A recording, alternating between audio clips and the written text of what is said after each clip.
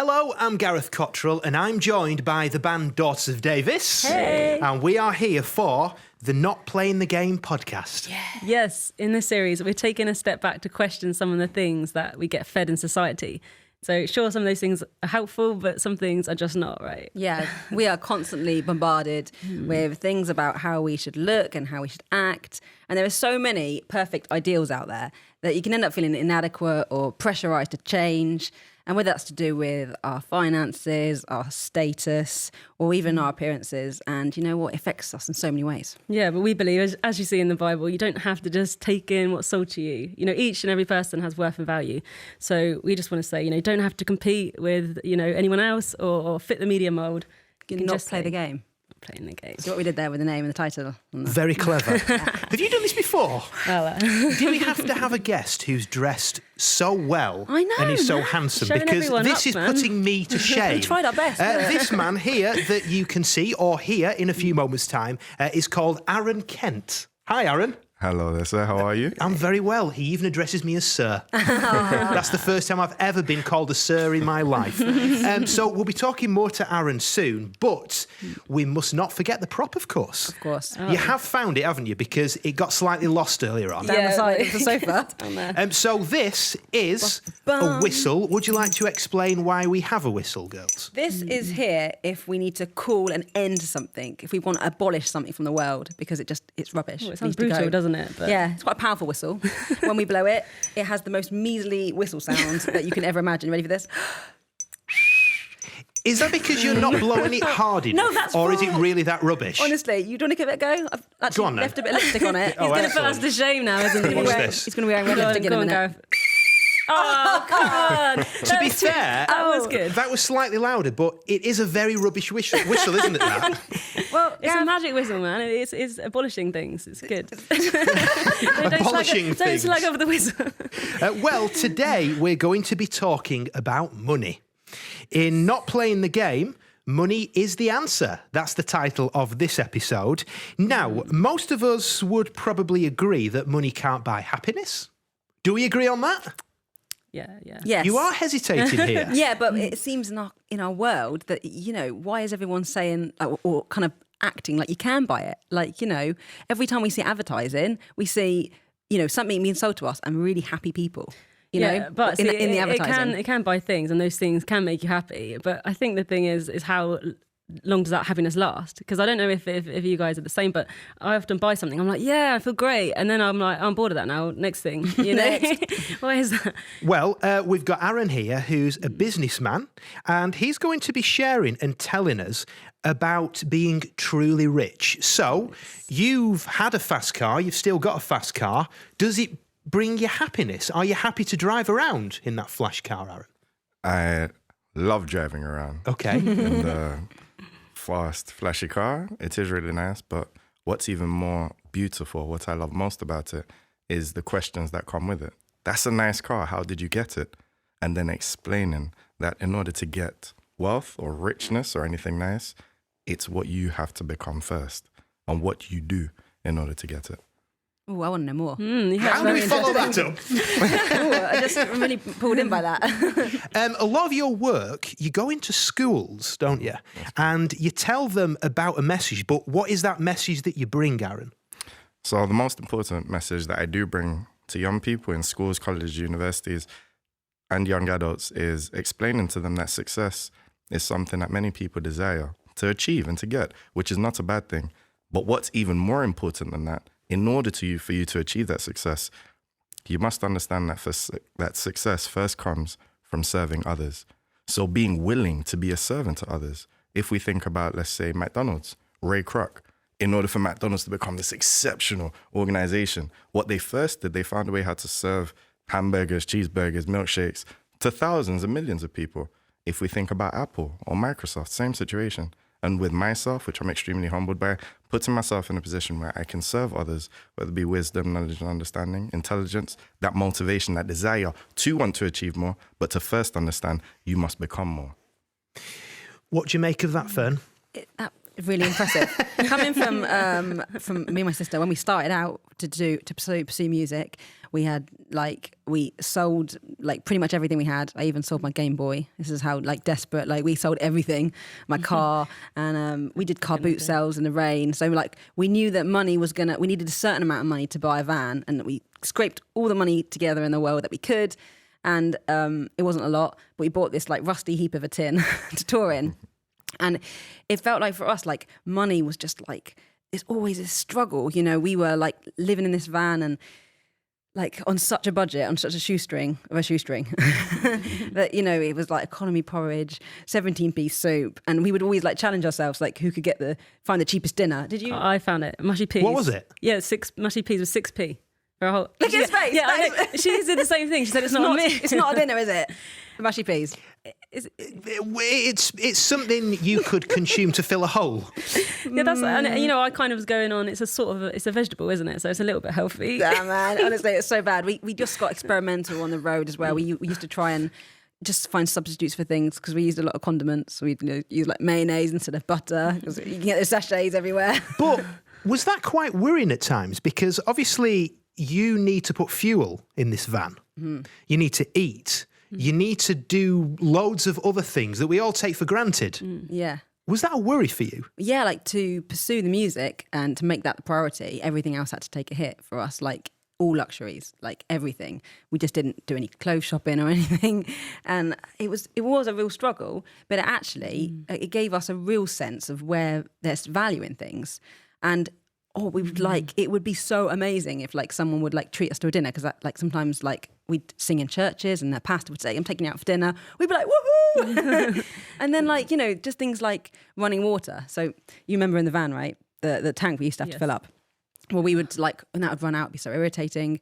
And if we ever stayed in a house or a hotel, we'd be like playing with the taps on, off, on, off, whoa, and just, you know, luxuries and just, you know, things that actually we don't consider to be luxuries are luxuries. And yeah. Yeah. I was just going to say, because this is an interesting thing we were talking about. So as you get more money, some people would say you can lose your satisfaction with things. And I don't know if for you whether you found that, but maybe as you start to have more comparisons to really good stuff, do you think that shifts how your happiness? Have you found that?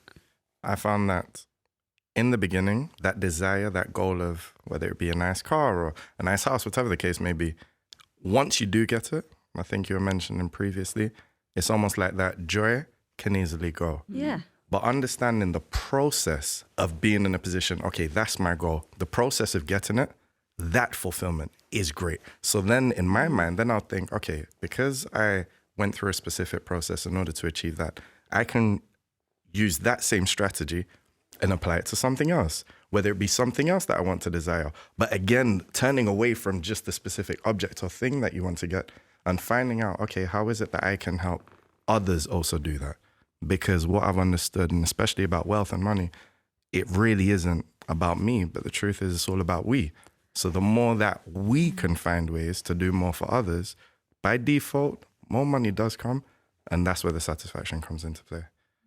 There's a really interesting thing there as well, is in a way, society is quite individualist. It's quite focused here on like, you know, the whole iPhone and selfie, me. It's very much looking at things singular. And that's kind of, I like what you're saying there, because in a way it's about, you know, looking at what you can give to other people. And then that kind of brings in the community aspect, doesn't it? And in a way, I kind of feel you're happiest when you are giving to other people. And that is.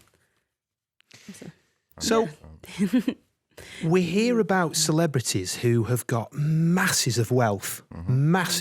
They have homes all over the world. Is that something that maybe you strive for? You're wealthy now, but do you think, actually, if I could just have a bit more, I could get an even nicer car? Does it ever stop? I believe whenever we reach the position where we stop, what usually happens is sometimes we can begin to decline. So I don't believe it's a crime to want to strive or achieve even more. That's no harm in that. But the process in which you desire to go about it, that's where an issue or a blessing can come from that. And do you think, because I've heard this a lot, that I would prefer to have the worries of a rich man than a poor man? Because obviously, if you're poor, you have to have concerns how you did Are we going to eat today? Yeah. Are we going to be able to put fuel in the van? What are those worries of a person who's got wealth? What are your concerns? Are you thinking, actually, my car will need servicing and it'll cost £1,000, whereas a normal car, shall we say, may cost £200? What are your daily concerns being a rich person? One of the first concerns that I came across was friends and family. Why do I say that? I mention it because, okay, you're achieving or you're striving, and then it's almost, oh, you're not the same person anymore. Oh, I've got this problem, I've got this issue. So some of the concerns is, okay, do I feel comfortable to show, I'm openly going to say what God has given me? Or is it, do I need to try and hide and not necessarily be myself or be comfortable with the wealth that God has blessed me with? So those type of issues, you did mention about the car, even that as well. There was a time where when I bought the second car that I have, which I'm extremely grateful for, I had a dream. And in my dream, I remember God clearly showing me that, Aaron, be careful with some of the places that you drive to, because some people will perceive that in a negative way. You're just trying to show off. So keep the first car, keep the other car that you still have, and then you go to certain places. Why? Because of that perception of, wealth, rich, and sometimes what some people believe of money is the root to all evil, which I completely disagree with. It's the love of money. That's the root to all evil. Do you get people asking for handouts when they hear that he's worth a few quid? Maybe he could help us out, because We haven't asked him, by the way. We didn't. well, that's not what he told me. I don't remember that conversation. The thing is, so there's people I know who have been successful and they've got wealth, and they're inundated with people writing them letters. And I mean, real heartfelt letters saying, my child needs cancer treatment here, which is £25,000 per session. Can you help out? And my friend's attitude is that actually I cannot physically help every single person who writes to me, because first of all, I haven't got that much wealth, but where do you draw the line? So do you ever have that? Yes, I do. And where do you draw the line? How do you filter out those that you're going to help and those that you can't help? I have a huge heart for people, and the truth is, wherever I'm able to help, I will always do all that I can to help. But when it comes to certain things that I may sometimes see as extreme, I'd always get on my knees and ask my Heavenly Father, what is the right thing to do in this moment? And if I'm unable to help, I'll be very honest with that person, but I would at least give them a strategy on a way how they can potentially get the finances, if it is finances, to help themselves. Aaron, I want to ask you one thing as well. Like the things that you have that you really like, the flashy things, you know, like, do you still find loads of enjoyment in them? Because I know for like me and my sister, we, you know, we had the first van, which was ended up falling apart, and we got given a brand new motorhome, which was like this eldest van, and it had a shower in it. So no more showering in rivers. And like, you know, life really changed. And like, for us, it really facilitated our job. We ended up going on tour with like Leona Lewis and Peter Andre, and, you know, these tours like happened, and we went all around Europe with the Eels as well. And without that sort of tool, like it would have been so much harder, if not impossible, in the previous van that kept breaking down. So for us, like it was a case of like, you know, we loved every day because it enabled us. Do you feel like your the things in your life, is it contentment in them because of their usefulness, or, you know, or is it flashy, you know? In the beginning, as soon as I get something flashy or luxurious, whatever the case may be, the truth is there is that joy, oh yes, but almost for me. Yeah. But the way that the fulfillment remains is by removing the light off myself. And if it's a young person in a school and they see me in a flashy car, oh, Aaron, that's a sick car, or that's a cool car. What I would usually do is stop the car, say thank you ever so much, but then I'll give them some sort of words of wisdom, so that they can believe, hold on, I can achieve it. You both mentioned about mushy peas and 6p, spending 6p on food. My upbringing is extremely humble, where I was in a position, I'm unsure whether you remember that, there were these sachets of chicken soup, and I used to have that for 3 years straight, consistently, chicken soup and white bread. That was my breakfast, my lunch, and my dinner. So going through that experience, I believe also enabled me to remain humble. when these nice things come, but also being very willing to help others. Yeah, I think it did humble us being in that van and that time. You know, you realise what you really need, and we had such a great time as well on the road. And we realised that just hanging out together and chatting with people and hanging out was like the best fun. And actually, it felt like that was more the essence of life, and all those little, like, I'm sure you had some happy times growing up as well. Like, So many. yeah, so it's proof that you don't have to have stuff to be happy, right? 100%. This is the Not Playing the Game podcast. And we're going to move on now. So we've spoken about finances and how buying those materialistic things, it can make you happy, sort of. But I want to move on now and ask all of you this question. We'll take it in turns. What things make you truly rich in your life? So I think we'll start with Aaron, first of all. What are the things that, if I now took all your wealth, which I would happily do, if you let me, what would be the things that you'd think, actually, you can take that, I don't care because I've got this instead? The two things that I wouldn't want anyone to take away from me, you could take everything. Two things. First thing is my intimate relationship with God, which is paramount to everything. It's the most important thing in my life. And that relationship with God gives me all the fulfillment that I need. All the others are just bonuses. The second thing that I wouldn't want anyone to take away from me is understanding my purpose to develop and improve the mind and lives of people. Because through that, I'm consistently on the road. I'm consistently excited. Yes, I'm going to do this. I'm going to do that. Okay, consistently finding ways how I can develop myself so that I am valuable to be valuable to other people and serve others. Love it. It's cool. Adrian? Yeah, I'd say exactly the same thing. You'd never want anyone to take away your relationship with God. It is that's where the total fulfillment is. And you know, it's, again, because it's a relationship, it's the same thing as the relationships, like, you know, people like my family, friends, they're the things that you, like, money can't buy, you know. So of course they are the massive things for us as well. Music, and I think it goes back to your purpose. Like, we just feel so alive when we're doing music, and it's finding that thing, I guess, that you just feel passionate about. It's hard to pick one thing really, but yeah, that's. Yeah, I mean, I've got to echo what these guys are saying, because I really do share that same opinion. There's things that you can't buy in life as well, and then you know that money is not the most important thing. You can like this ring, for example, right? This is a ring around my first finger. It's actually my mum's. My mum kind of ended up giving it to me because I ended up wearing it so much, and it was like on tour. Kind of, she's like, "Oh, you can keep hold of that." And for me, it was like remembering my family on the road. And the ring itself is probably a little bit expensive because it's got, it's this gold ring here. But the fact that I have this reminder of my family, that's actually the value of it. And actually, I lost it once, and I was like, it's gone forever, mortified. And I just, there was no point looking up online if I could buy another ring, because it didn't matter about the ring itself. It mattered about the fact it reminded me of my family, my mum giving it to me. So like, there's just some things that money can't buy, and you can take money away from me, but you can't. If you take away the love that surrounds me, then I'll be hurting. Are we saying that money doesn't bring happiness then? Did you say that's pretty good? That was the Did you just question. come up with that then? Is that what we're saying? I feel money definitely does not give long-term happiness. Money, similar to, and I don't drink alcohol, but let's say if it was an alcoholic beverage, you feel a certain way for a certain amount of time and then you go low. Or if I move it over to, let's say, coffee, you feel a little bit tired, you take a bit of coffee, you're feeling all vibrant, but after some time you go low again. But instead of you taking coffee, if you were to put yourself, and there's nothing wrong with coffee, by the way, but if you're to put yourself in a position where you're getting enough rest, you're eating healthy, you might not necessarily need to take that to try and stay awake. So I feel in terms of money's beautiful. Yes, it's nice, but it doesn't give you long-term happiness in the slightest.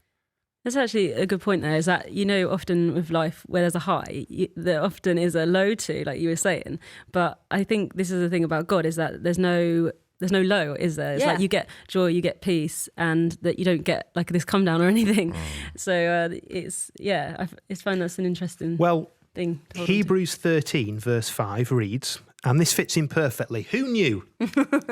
It reads, make sure that your character is free from the love of money, being content with what you have. For he himself has said, I will never desert you, nor will ever forsake you. Which is very fitting, isn't it, with what we're talking about?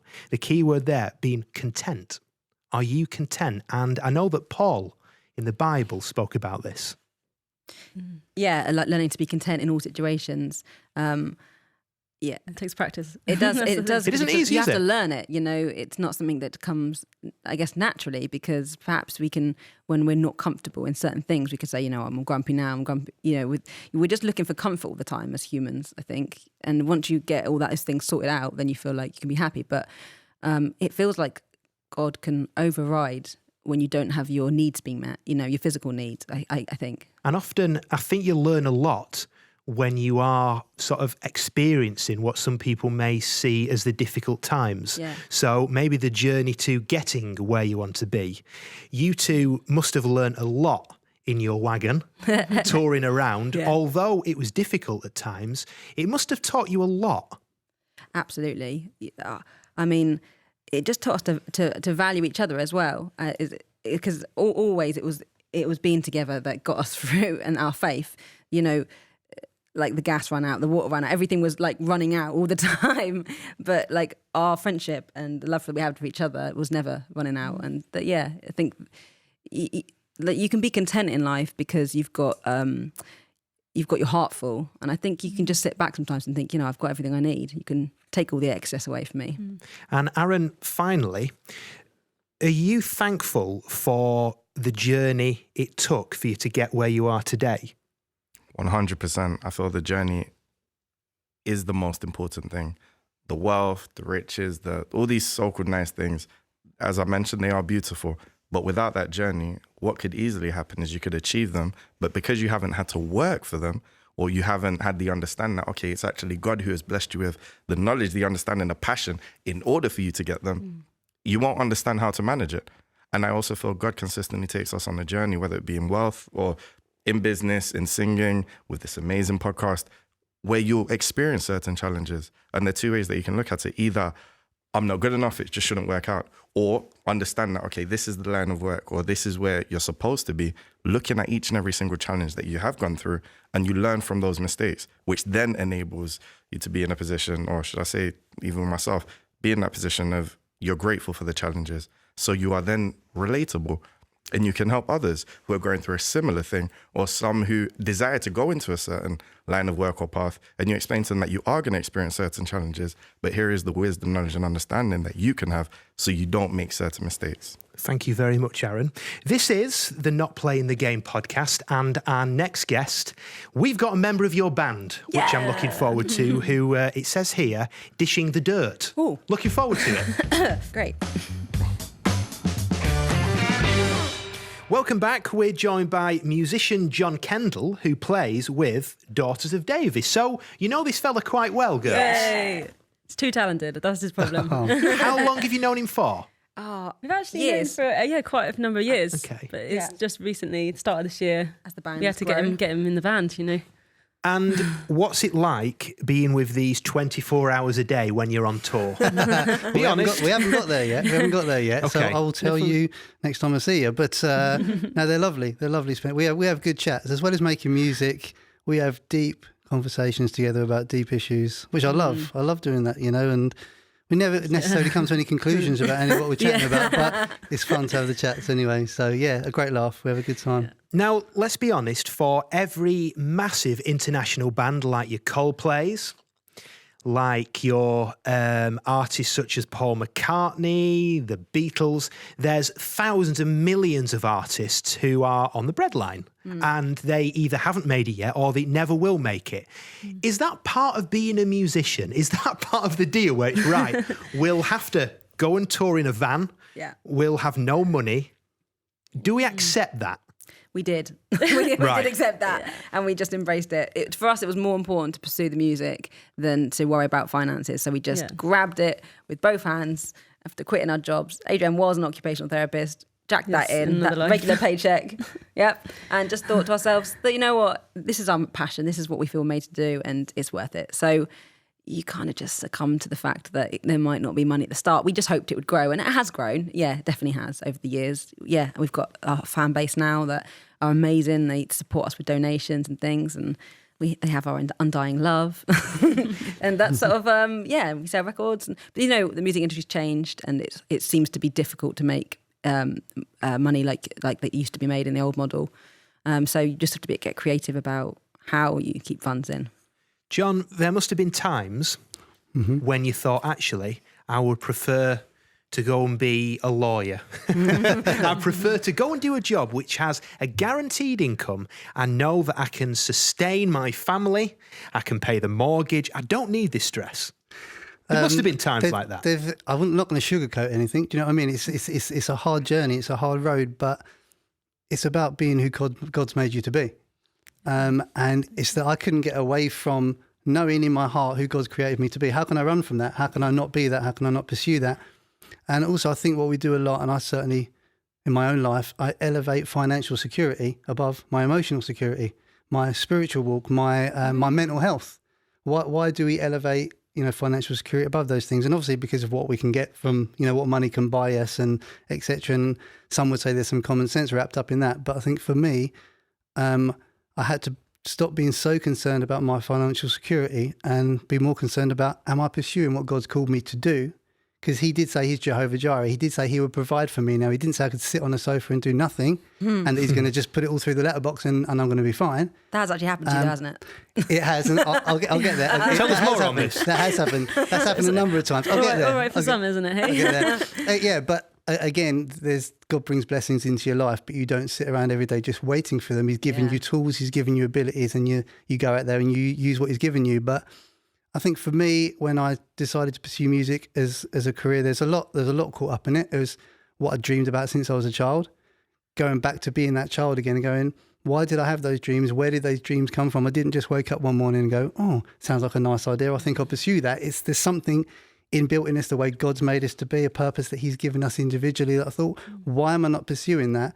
And I had to come to the conclusion, the only reason I'm not pursuing that is fear. Yeah. Not, well, if you pursue it, this might happen. You won't have much money. You won't be able to provide, blah, blah, blah. Actually, God's God. And God can take care of me if I make a good decision. If I make a bad decision, he can take care of me. It was fear that was stopping me from pursuing, ultimately, what he'd put in me to do.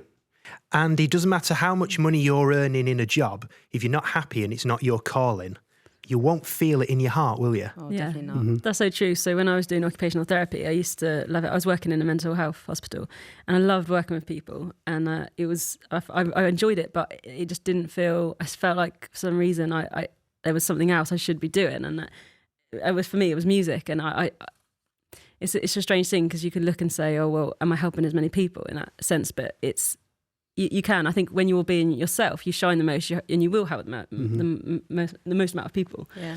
So yeah, it is important to just work that out. And is it all about weighing up your situation and your calling? Because for some people, they've got a mortgage, they've got kids, and they can't just put everything down like you did and say, actually, kids, fend for yourself. I'm off to go and make music in a van. That's not practical. So how do you find almost how to achieve your calling if you can't do that massive break how you did? Okay, two things, right? What do you do? Well, one thing is that your calling, you do definitely have to make money in your calling. That's not necessarily that two and two together. It could be just a passion that you keep alongside your job. That's one thing. Secondly, over to John, because he's actually done this. Oh, come on, John. Okay, had a Fill us family. in. Interesting how you said you can't just, if you've got a family to provide for, you can't just give up everything and pursue your calling.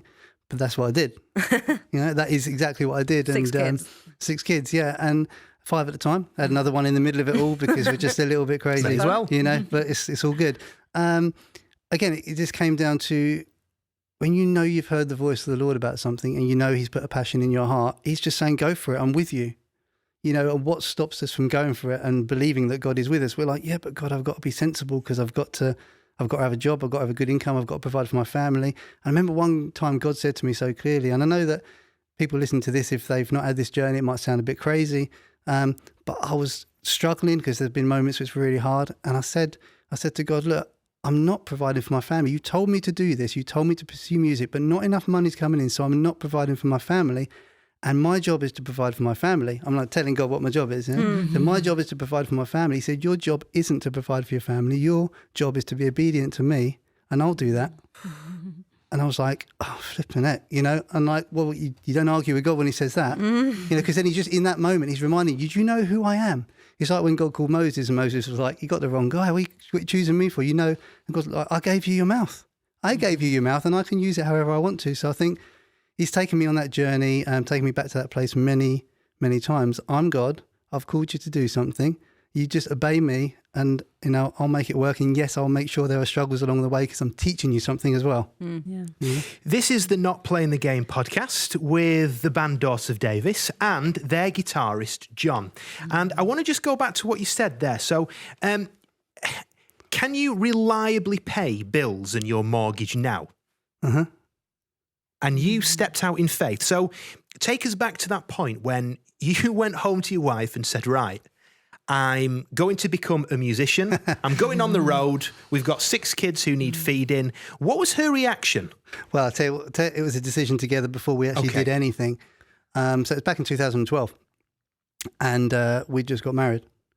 And it was just before, we had this conversation before we even got married that we believed God was calling us out of our jobs to pursue the things that he put in our heart to do, things we were passionate about. And we both work in the creative arts. So we kind of understood each other's thinking on that. But even when it's been difficult, we're reminded, no, we did this together.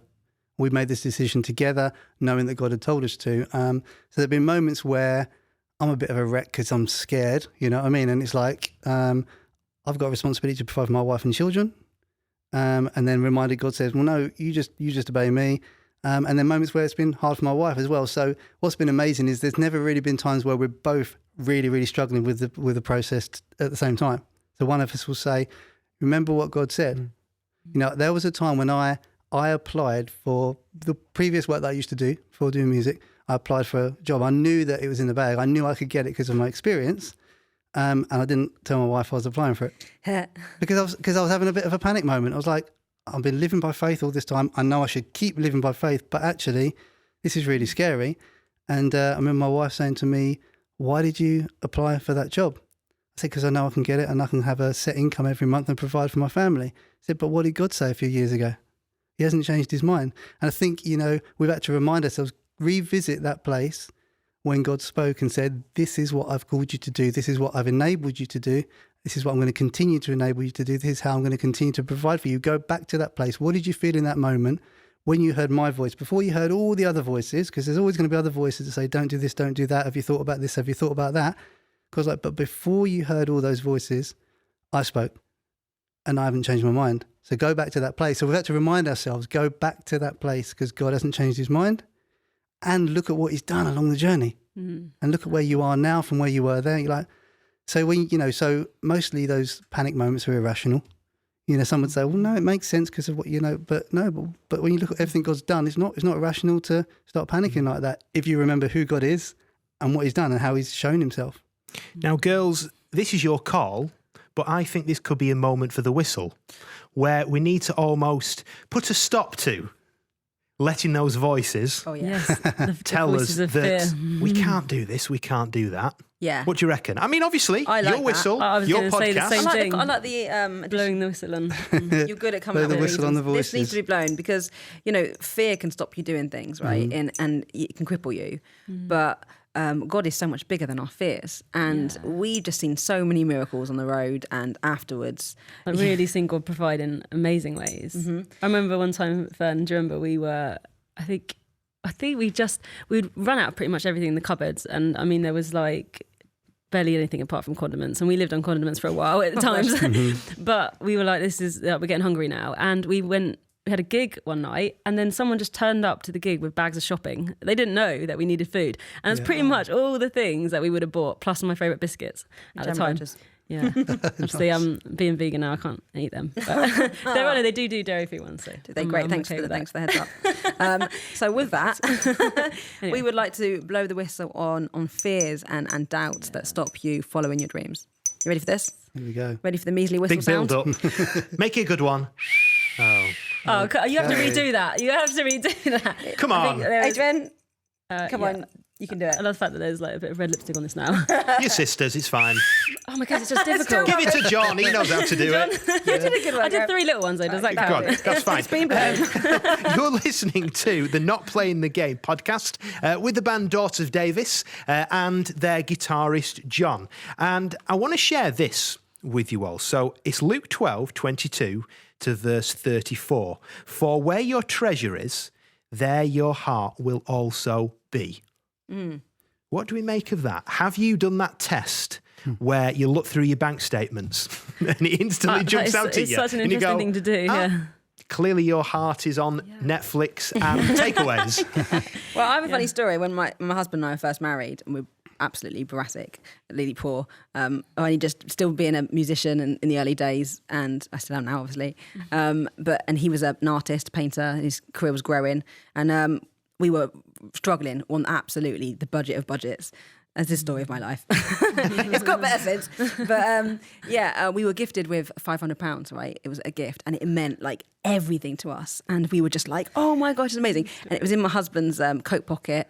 And we'd got home from some, I don't know, visiting family, I think it was. And he took his jacket off when he got out of the car. And there was a freak gust of wind, right? And it was a wad of, in notes, £500. It fell out of his pocket, right? And there was this freak gust of wind that blew the whole £500 into this big, like, hurricane, like, turret. Like the Crystal Maze then. It was just like Crystal Maze when you realised, right, that was our gift, that was our money, that it was going to get us through these next couple of weeks or months. And then treasure and heart in it. I was like, never ran so fast in my life. I was running around, grabbing these notes, and they were flying around everywhere. And do you know what? Like, we lost I think we lost like 80 quid in the end, out just to the wind. And we were like, it was a blessing. It was given to us. And we were like, God really provided, and God really took away really quickly 80 quid of it. And we just were like, money is just paper. It actually kind of means nothing. Like, it also means everything to us at the time when we were broke. But we survived that. We lost some money, but it didn't matter. And ultimately, God got us through it. We never needed that extra 80 quid. We lost it to the wind, and we were angry at the time, but afterwards it just becomes a funny story. And you just think, if your treasure, your heart is where your treasure is. Wait, which way around is it? Treasure, heart. Go, you've got it. Help us out, John. Where your You're treasure the wise is, one. where your treasure is, there your heart will be. Yeah. Isn't There it? we go. Yeah, So that's There's right. a real question over there. That's not the real question. I just heard you say it just now. That's all. You've got it written down, Gav. We like to, at the end of all of these podcasts, we like to sort of leave the listener or the viewer with a few tasks, a few things that they can think about and maybe put into their own life. So we've been talking about money and how it's not all it's cracked up to be, really. Mm-hmm. And money doesn't make you happy. We've heard that all before. We know that. But what can we actually do to rely on not our own understanding and our own resources, but to rely on God's? How do we do that? Well, you think about what's important to God, right? And he cares for those that are in need, and he cares for, the needy, and, those that can't provide for themselves. I don't know if that's why we had so many blessings on the road, because people were like, these girls can't do anything for themselves at this stage, help them out. And God just put that on people's hearts around the country. But, I feel like if you can get in line with what's in God's heart, then you can get to understand that where you should prioritise your money. It's a given. Yeah, actually, so a little challenge is something you can do is if you think about it. So one of the greatest joys we get is when we do give to other people, and it's a lasting joy, more of a lasting joy than having money yourself. So a little challenge is to look at, is there anything you could maybe take out of what you spend and then to give it away. So it can be something like, for me, okay, I love iced coffee, and on the road I was like that kept me going, my iced coffee. But I was like, you can make iced coffee, it's just cold coffee. Put some coffee on the side or in the fridge obviously, to make it proper ice with a bit of sugar in it, and then make your own iced coffee. And if I did that, and rather than getting my coffee when I'm out, I can save some money and I can give it away. And that's actually, I get a lot more happiness by giving that money away. So a little challenge is there something you could give up to give away? Give up to give away. Yeah, like you make a little fund. Yeah. And like John, what would you say to anybody who's hearing this and thinking, actually, God's calling me to this, I can feel it in my heart, but I've got this, I've got that, I've got to do. What would you say to them? You just got to keep revisiting the fact that you heard the voice of God. You got to keep going back to that place, because you'll have your own buts and other people will have theirs as well. But have you thought about this and what if and what, And, we have this phrase that, you can pursue that, but make sure you've got something to fall back on. Now, having something to fall back on feels like betting on God to me. If God's called you to do something, then you just do it and he's going to make a way. But if you have something to fall back on, you're not completely relying on God. Now, some would say, well, there's wisdom in that, there's common sense in that, and I get that. But if God has spoken and you know you've heard his voice, I mean, Jesus said, my sheep know my voice, right? He said it. He said, so you should recognize the voice of God when he speaks to you because you have a personal relationship with him. So I from my own personal journey, for the most part of the journey, I haven't had something else to fall back on. And God had to get me to that place where he says, I don't want you to have anything else to fall back on because I want you to recognize my voice. I want you to trust in me, even when it gets really difficult. I want you to trust in me, remember what I've called you to do and keep doing it. You know, so like I say, some moments that's, I'm as confident as I sound now in doing that. Other times I'm just like, okay, Lord, I'm going back to that place when you said what you said, but actually this is really scary. But you feel God's presence in the midst of it. It's like, yeah, but I'm doing something in you. I'm doing something through you. I'm going to help others through you. Stick with this because the alternative is not really worth pursuing. Yeah. Well, thank you so much, John. Thank you to Aaron as well. Thank you, girls. And if you would like to keep in touch with the podcast and hear about future episodes, then we're using the hashtag, funnily enough, hashtag not playing the game, or you can go to our website, ucb.co.uk/not playing the game for all the resources and the show notes as well. Thank you very much. Thank you, guys. Thank you.